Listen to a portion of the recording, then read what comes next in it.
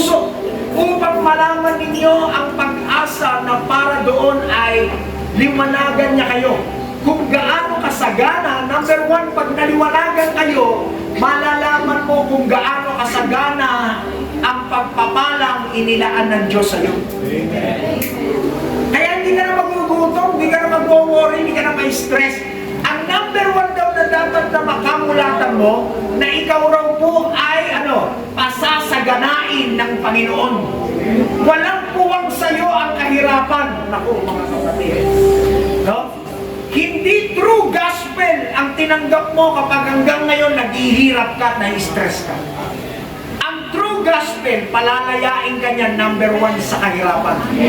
Kasalanan at ang bunga niyan, sakit at kahirapan. Kaya pag ikaw ay nasa Panginoon, imumulat ka niyan, hindi ka dapat manatili sa kahirapan. Mag-focus tayo sa pinaka-inheritance natin. Number one dyan, yung pagiging anak mo ng Diyos. Yung Espiritu niya, na dati sa Old Testament, hindi naman binibigay, dumadalaw lang. Ngayon, pinaresidente pa sa'yo. Ang bangis mo. Maraming mga tao ngayon, they need the truth. Hindi yung truth na ang galing mo makipagdebate, hindi po yung truth. Malalaman nyo kung ano yung truth na galing kay Lord. Alam nyo ano?